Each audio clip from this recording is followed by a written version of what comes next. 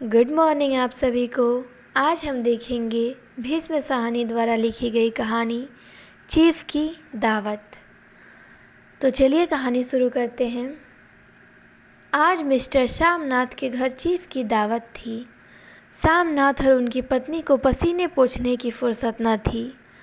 पत्नी dressing gown पहने, उलझे हुए बालों का जूड़ा बनाए, मुंह पर फैली हुई सुर्खी और पाउडर को मले, और मिस्टर श्यामनाथ सिगरेट फूंकते हुए चीज़ों की फहरिस्त हाथ में थामे एक कमरे से दूसरे कमरे में आ जा रहे थे।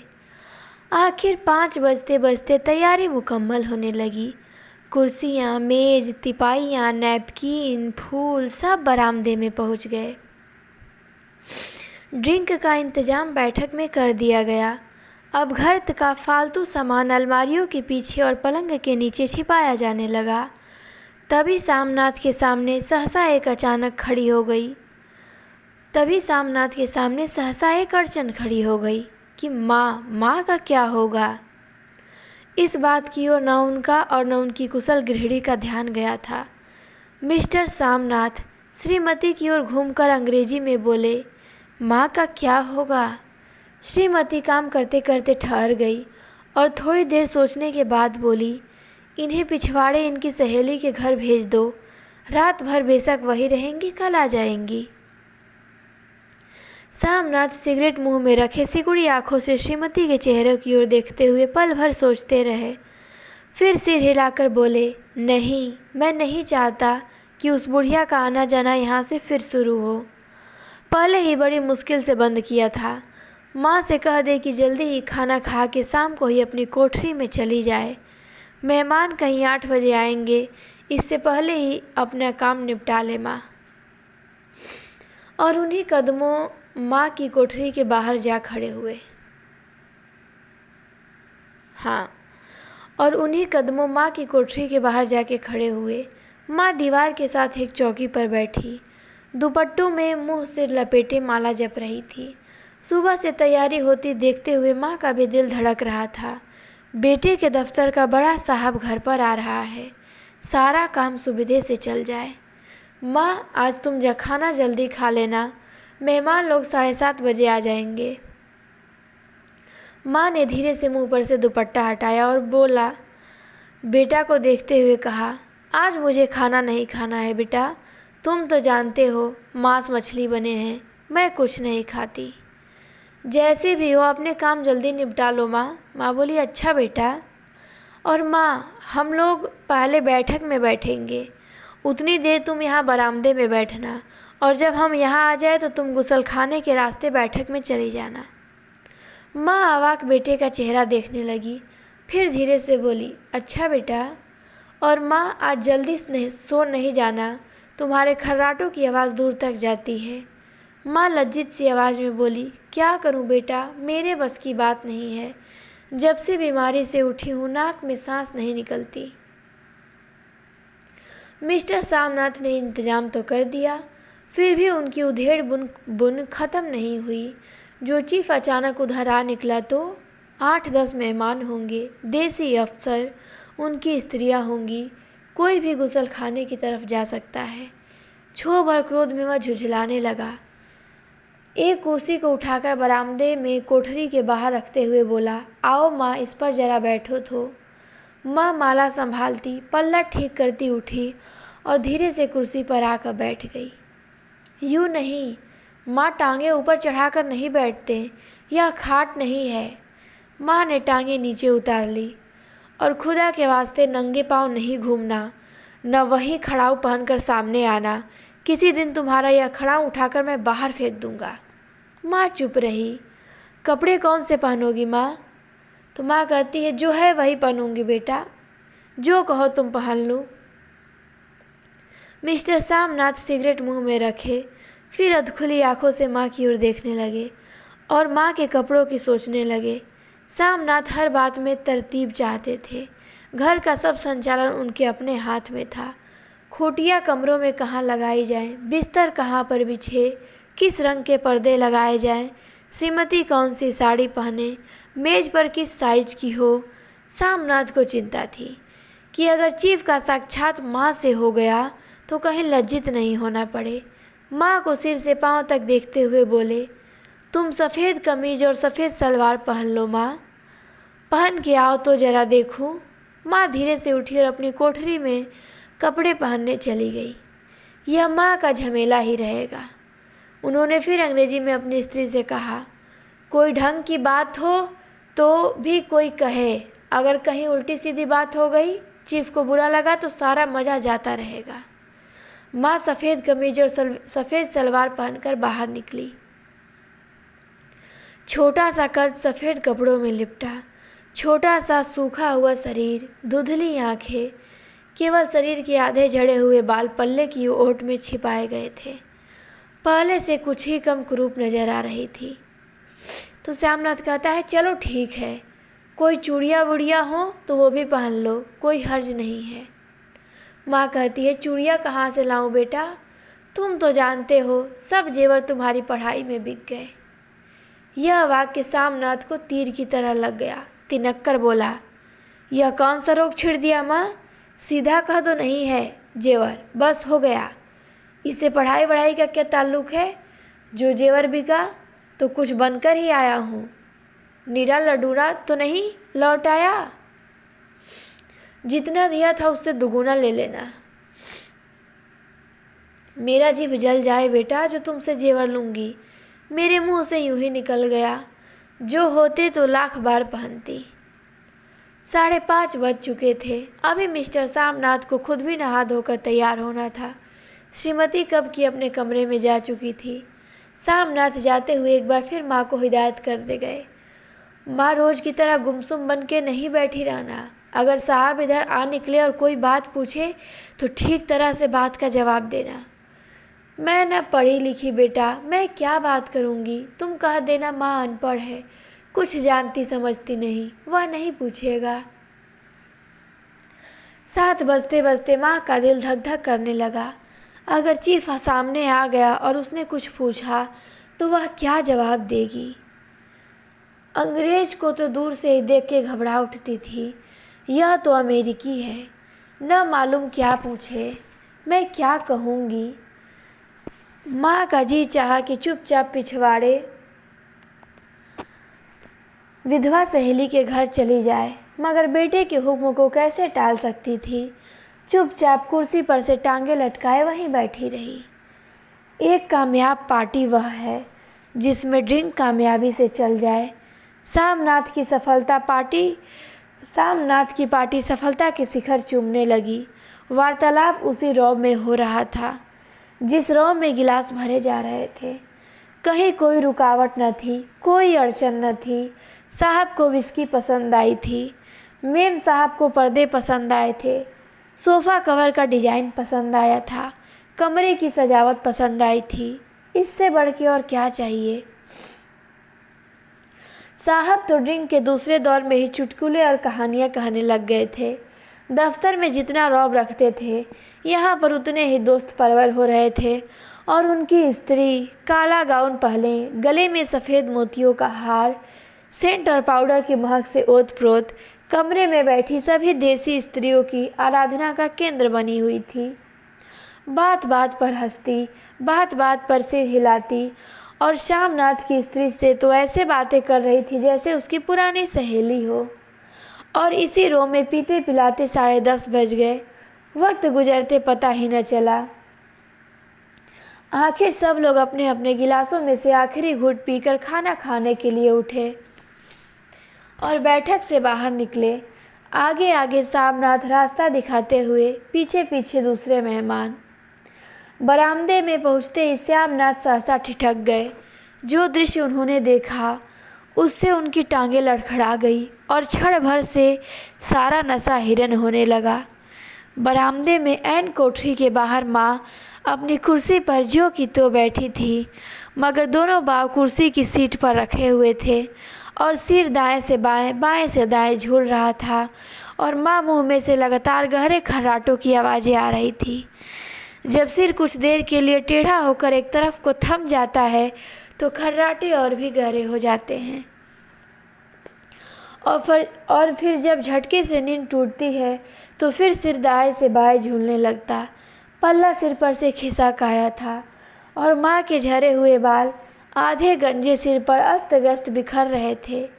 देखते ही सामनाथ क्रुद्ध हो उठे। जी चाहा कि माँ को धक्का देकर उठा दे और उन्हें कोठरी में धकेल दे, मगर ऐसा करना संभव न था। चीफ और बाकी मेहमान सामने खड़े थे। माँ को देखते ही देसी अफसरों की कुछ स्त्रियां हंस दी कि इतने में चीफ ने धीरे से कहा, पुअर डियर। माँ हड़बड़ा के उठ बैठी। सामने खड़े इतने लोगों को देखकर ऐसी घबराई कि कुछ कहते न बना। झट से पल्ला सिर पर रखती हुई खड़ी हो गई और ज़मीन को देखने लगी। उनके पाँव लड़खड़ाने लगे और हाथ की उंगलियां थर थर काँपने लगी। तो श्यामनाथ बोले, माँ तुम जाके सो जाओ, तुम क्यों इतनी देर तक जगी रही थी? और खिसियाई हुई नज़रों से श्यामनाथ चीफ के मुंह की ओर देखने लगे। चीफ के चेहरे पे मुस्कुराहट थी। वह वहीं खड़े खड़े बोले, नमस्ते। माँ ने झिझकते हुए अपने में सिमटते हुए दोनों हाथ जोड़े, मगर एक हाथ दुपट्टे को अंदर माला को पकड़े हुए था, दूसरा बाहर था। ठीक तरह से नमस्ते भी न कर पाई। श्यामनाथ इस पर खिन्न हो उठे। इतने में चीफ ने अपना दाया हाथ मिलाने के लिए माँ के आगे किया। माँ और घबरा उठी। फिर कहा श्यामनाथ ने, माँ हाथ मिलाओ। पर माँ हाथ कैसे मिलाती? दाया हाथ में तो माला थी। घबराहट में माँ ने बायां हाथ ही साहब के दाएं हाथ में रख दिया। श्यामनाथ दिल ही दिल में जल उठे। देसी अफसरों की स्त्रियां खिलखिलाकर हंस पड़ी। यूँ नहीं माँ, तुम तो जानती हो दायां हाथ मिलाया जाता है, दायां हाथ मिलाओ। मगर तब तक चीफ माँ का दायां हाथ ही बार बार हिलाकर कह रहे थे, हाउ डू यू डू। कहो माँ, मैं ठीक हूँ, खैरियत से हूँ। माँ कुछ बड़बड़ाई। माँ कहती है, मैं ठीक हूँ। कहो माँ, हाउ डू यू डू। माँ धीरे से सकुचाते हुए बोली, हाउ डू डू। एक बार फिर कहा उठा। वातावरण हल्का होने लगा। साहब ने स्थिति संभाल ली थी। लोग हंसने चहकने लगे थे। श्यामनाथ के मन का क्षोभ भी कुछ कम हो गया था। साहब अपने में माँ का हाथ अब भी पकड़े हुए थे और माँ सिकुड़ी जा रही थी। साहब के मुंह से शराब की बू आ रही थी। साहब अंग्रेजी में बोले, मेरी माँ गांव की रहने वाली है, उम्र भर गांव में रही है, इसलिए आपसे लजाती है, ये श्यामनाथ कहते हैं। साहब इस पर खुश नजर आए। बोले, सच? मुझे गांव के लोग बहुत पसंद हैं। तब तो तुम्हारी माँ गांव के गीत और नाच भी जानती होगी। चीफ खुशी से सिर हिलाते हुए कहे। माँ को टकटकी बांधे देखने लगे। माँ, साहब कहते हैं कोई गाना सुनाओ, कोई पुराना गीत तुम्हें कितने ही याद होंगे। माँ धीरे से बोली, मैं क्या गाऊंगी बेटा, मैंने कब गाया है। वाह माँ, मेहमान का कहा भी कोई टालता है। साहब ने इतना रीझ से कहा है, नहीं गाओगी तो साहब बुरा मानेंगे। मैं क्या गाऊँ बेटा, मुझे क्या आता है। वाह, कोई बढ़िया टप्पे सुना दो, दो पत्तरा नारा दे। देसी अफसर और उनकी स्त्रियों ने इस सुझाव पर तालियां पीटी। माँ कभी दीन दृष्टि से बेटे के चेहरे को देखती, कभी पास खड़ी बहू के चेहरे को। इतने में बेटे ने गंभीर आदेश भरे लिहाज में कहा, माँ। इसके बाद हाँ या ना का सवाल ही नहीं उठता। माँ बैठ गई। छिड़ दुर्बल लर्जती आवाज में एक पुराना विवाह का गीत गाने लगी। हरियाणी माए हरियाणी भेड़े, हरियाते भागी भरिया है। देसी स्त्रियां खिलखिला के हंस उठी। 3 पंक्तियां गा के माँ चुप हो गई। बरामदा तालियों से गूंज उठा। साहब तालियां पीटना बंद ही नहीं करते थे। श्यामनाथ की खिंच प्रसन्नता और गर्व में बदल के उठे था। माँ ने पार्टी में नया रंग भर दिया था। तालियां थमने पर साहब बोले, पंजाब के गाँव की दस्तकारी क्या है। श्यामनाथ खुशी में झूम रहे थे और बोले, वो बहुत कुछ है साहब, मैं आपको एक सेट उन चीज़ों का भेंट करूँगा, आप उन्हें देखकर बहुत खुश होंगे। मगर साहब ने सिर हिलाकर अंग्रेजी में पूछा, नहीं, मैं दुकानों की चीज़ नहीं मांगता। पंजाबियों के घरों में क्या बनता है, औरतें खुद क्या बनाती है। श्यामनाथ कुछ सोचते हुए बोले, लड़कियां गुड़िया बनाती हैं और फुलकारियाँ बनाती हैं। फुलकारी क्या? सामनाथ फुलकारी का मतलब समझाने की असफल चेष्टा करने के बाद माँ को बोले, क्यों माँ, कोई फुलकारी घर में है? माँ चुपचाप अंदर गई और अपनी फुलकारी उठा लाई। साहब बड़ी रुचि से फुलकारी देखने लगे। पुरानी फुलकारी थी, जगह जगह से उसके तागे टूट रहे थे और कपड़ा फटने लगा था। साहब की रुचि को देखकर सामनाथ बोले, यह फटी हुई है साहब, मैं आपको नई बनवा दूंगा, माँ बना देगी। क्यों माँ? साहब को फुलकारी बहुत पसंद है, इन्हें ऐसे ही एक फुलकारी बना दोगी ना? माँ चुप रही, फिर डरते डरते धीरे से बोली, अब मेरी नज़र कहाँ है बेटा, बूढ़ी आंखें क्या देखेंगी? मगर माँ का बाग के बीच में ही तोड़ते हुए श्यामनाथ साहब को बोले, वह जरूर बना देगी, आप उसे देखकर खुश होंगे। साहब ने सिर हिलाया, धन्यवाद किया और हल्के झूमते हुए खाने की मेज की ओर बढ़ गए। बाकी मेहमान भी उनके पीछे पीछे हो लिए। जब मेहमान बैठ गए और माँ पर से सबकी आंखें हट गई तो माँ धीरे से कुर्सी पर से उठी और सबसे नज़रें बचाती हुई अपनी कोठरी में चली गई। मगर कोठरी में बैठने की देर थी कि आंखों में छल छल आंसू बहने लगे। वह दुपट्टों से बार बार पोंछती, पर वह बार बार उमड़ आते, जैसे बरसों का भात तोड़कर उमड़ आए हों।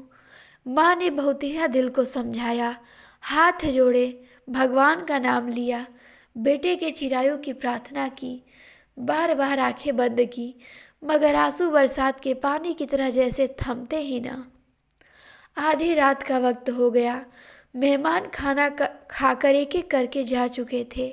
माँ दीवार से सटकर बैठी आंखें फाड़े दीवार को देखी जा रही थी। घर के वातावरण में तनाव ढीला पड़ चुका था। मोहल्ले की निस्तब्धता सामनाथ के घर भी छा चुकी थी।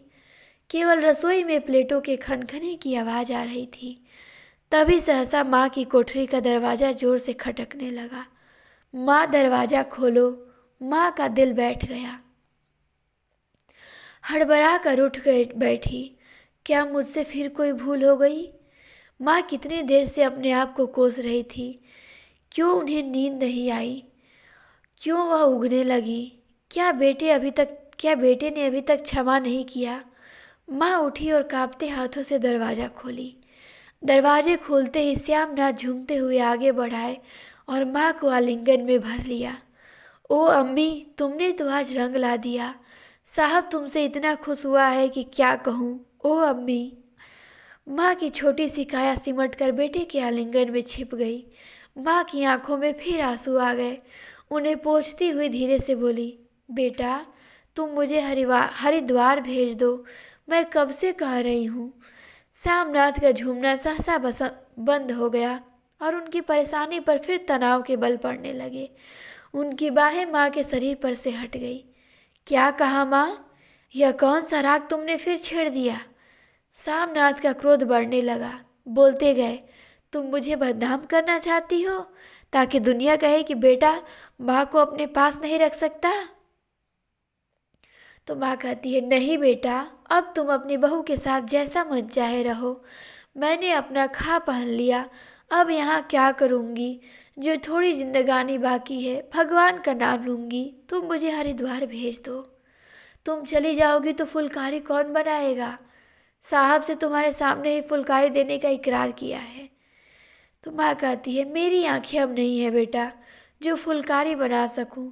तुम कहीं और से बनवा लो, बनी बनाई ले लो।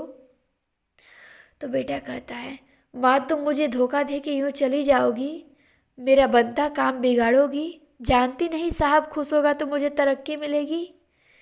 माँ चुप हो गई। फिर बेटे की ओर देखती हुई बोली, क्या तेरी तरक्की होगी? क्या साहब तेरी तरक्की कर देगा? क्या उसने कुछ कहा है? कहा नहीं, मगर देखती नहीं कितना खुश गया है। कहता था जब तेरी माँ फुलकारी बनाना शुरू करेगी तो मैं देखने आऊँगा कैसे बनाती है। जो साहब खुश हो गया तो मुझे इससे भी बड़ी नौकरी मिल सकती है, मैं बड़ा अफसर बन सकता हूँ। माँ के चेहरे का रंग बदलने लगा। धीरे धीरे उनका झुर्रियों भरा मुंह खिलने लगा। आँखों में हल्की चमक आने लगी। तो तेरी तरक्की होगी बेटा, तरक्की यूं ही हो जाएगी। साहब को खुश रखूँगा तो कुछ करेगा, वरना उसकी खिदमत करने वाले और थोड़े हैं। तो मैं बना दूंगी बेटा, जैसे बन पड़ेगा मैं ज़रूर बनाऊंगी। और माँ दिल ही दिल में फिर बेटे के उज्जवल भविष्य की कामनाएं करने लगी। और मिस्टर सामनाथ कहता है, अब सो जाओ माँ, कहते हुए तनिक लड़खड़ाते हुए अपने कमरे की ओर घूम गए।